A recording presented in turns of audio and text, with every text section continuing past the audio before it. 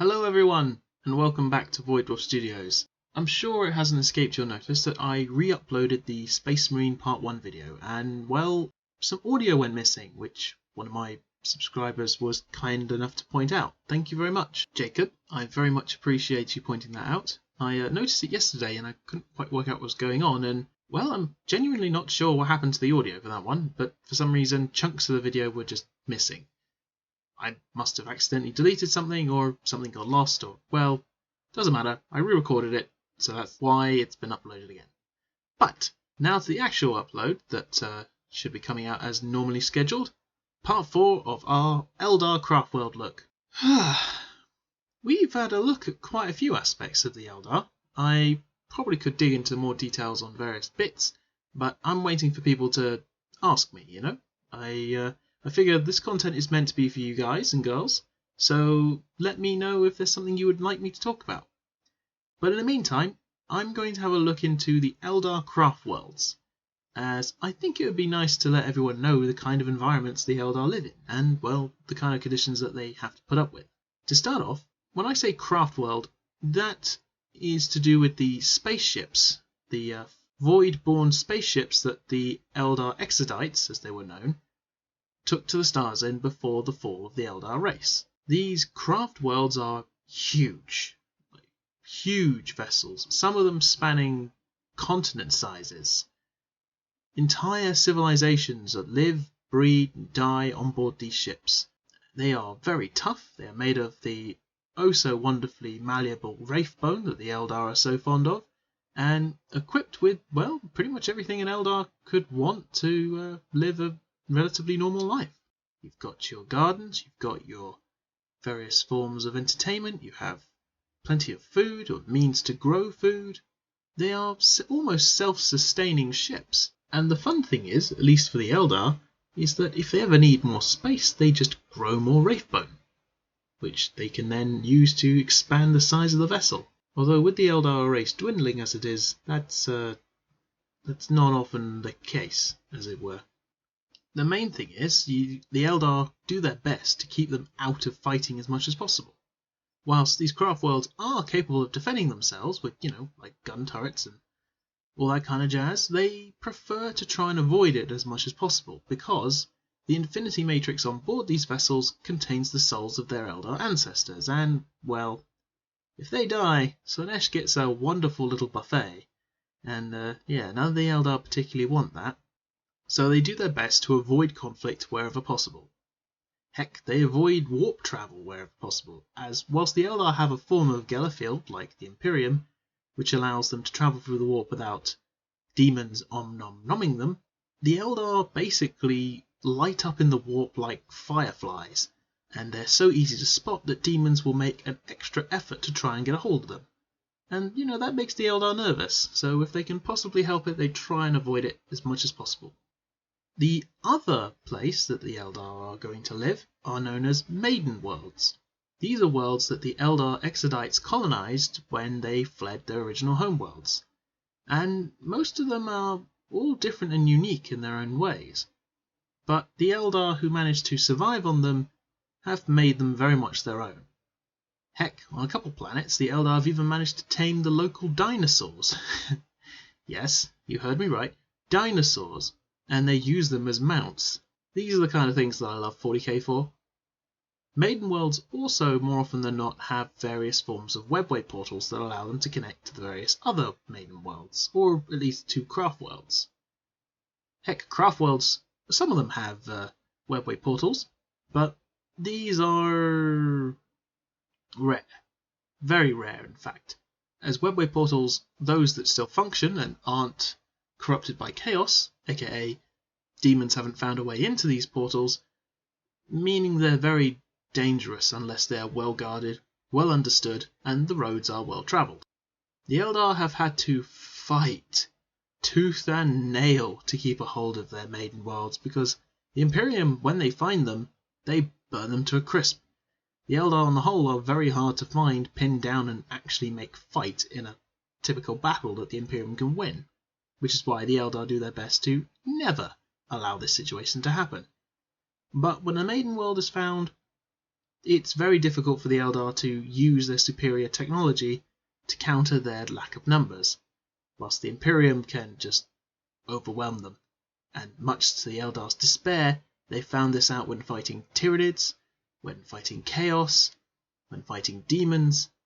Their lack of numbers severely hampers their ability to protect their home.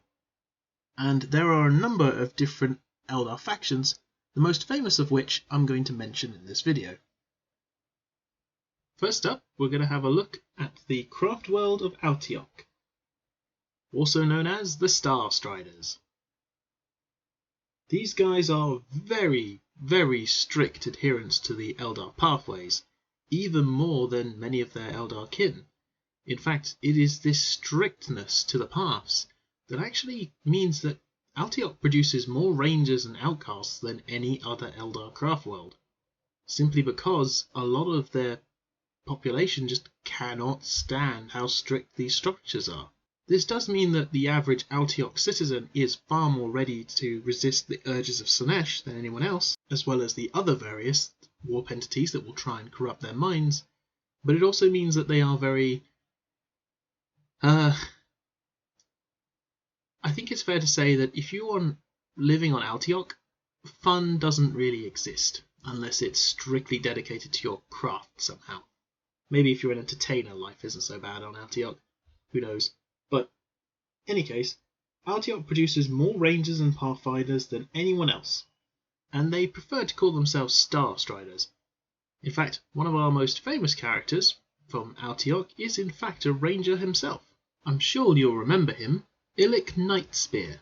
However, despite producing so many rangers and pathfinders and outcasts, these Eldar still have a strong connection to their home craft world, and will come back and defend it if it's in need. And this has another added benefit. This craft world is quite possibly one of the most informed and knowledgeable out of all the others, simply because their rangers are scouting out far and wide, gathering all the information and actually building a proper picture of the events happening in the galaxy. They much prefer to use guile and subterfuge than ever straight up fighting. They tend to make heavy use of their rangers and their pathfinders in order to avoid a direct conflict as much as possible, striking from as great a distance as possible to allow them to, not get found and do as much damage before they need to get into close combat. Our next craft world is a little less subterfuge and a little bit more in your face. Bile Tan, the Swordwind. It has to be said, out of all the Eldar craft worlds, the Eldari of Bile Tan are the most bitter. Their numbers have been depleted, their craft world has been shattered, and they really have a hatred to all other races in the galaxy. They are most keen to return to the glory of their previous years. They are possibly also the most warlike and most militant out of all the Eldari factions. They are also the most notable craft world when it comes to creating new maiden worlds and defending them fiercely, because they feel that the more maiden worlds they can hold on to, logically, the more Eldar they can reproduce and the more warriors that can join the fight, and the closer they get to coming back to the previous years of their former glories. It was during the defense of one of these worlds that the Bile Tan had to fight a force of the demon Slaanesh, led by the Herald, the Mask. This drew the Swordwind into a battle on the planet of Ursula, where the Mask was able to use deceit and trickery to gain access to the Webway portal and flood the demons onto the planet. It was only thanks to a timely intervention by the whispering god of death, Yined, led by the Inari, that Bile Tan's world of Ursula was prevented from being completely destroyed. However, it was broken. The entire segments of the planet were black, barren, and no life could be sustained on it. Nearly half of the inhabitants of the planet were gone, slain, or consumed by Slaanesh, and many also blamed Yvraine and the Unari for this catastrophe, although many also thanked and praised the Unari and joined their ranks. believing that this was the most direct and militant way to get back at not only Slaanesh, but the Imperium, Orcs, Chaos, Necrons, Tau, anyone who would deny them the chance to retake the galaxy. Biel-Tan are, as I said, very aggressive. Even their militia are probably more keen to take up the fight into close quarters combat than any other. And is it any wonder that so many aspect shrines are part of this craft world, with its influence being so widespread and having so many maiden worlds to draw resources from? We now look at an Eldar craft world which I swear must be one of the most unlucky craft worlds of the bunch. Illidan, also known as the Enduring or the Ghost Warriors. Because most of them are dead. Yeah. All fun and games for Illidan.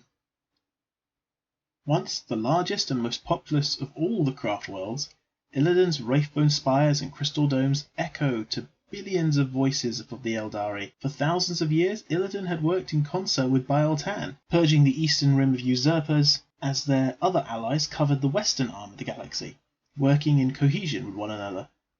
But then came the Tyranids. The Eldar were not prepared for the ferocity of the Tyranids, and it was only thanks to the return of their exiled Prince Uriel and his Corsair fleet that managed to save the craft world from complete destruction. After High Fleet Kraken, Illidan was but a fraction of its former strength. He was left adrift on the tides and on the verge of utter collapse. Where there were once thousands of aspect warriors wielding powerful weapons, now the hallways are walked by their ghostly guardians, their wraithbone constructs. It is this craft world that use these wraithbone constructs far more than any other craft world, simply out of desperation, as they don't really have any other choice. It is unsettling for them, they find it distasteful, but there really is no other way to continue the fight, and were it not for their spirit seers, who allow the Eldar constructs to bridge the gap between reality and the spirit realm, these would not be very effective tools for war. However, with these spirit seers, wraithbone constructs are fantastic warriors. Despite being a shadow of its former self, Illidan continues to fight off Orcs, Imperium, Necrons, even the occasional Tyranid tendril, and it has overcome demonic hordes 3 times in its history. And it is quite possibly the Illidan who are most united in their support of the new Eldar god Ynid and his followers of the Ynnari, as it was Yvraine who managed to resurrect, through the power of Ynid, their prince Uriel, which allowed them to continue to have hope for the future. And it is their hope that with the god of death, the other Eldar gods may one day awaken. If any craft world is going to accept the belief that the dead will help save the living, it will be the craft world of Illidan, with their sturdy wraith constructs, and whilst they may not have access to the same numbers of troops that they once had, with their sturdy wraith constructs, their psychic powers and tactics, Illidan is far from out of the fight. Now, I think if I was to pick one of 2 craft worlds that would be my favourite, it's going to have to be either this one or Wolfway. Saim-Han, the Wild Host.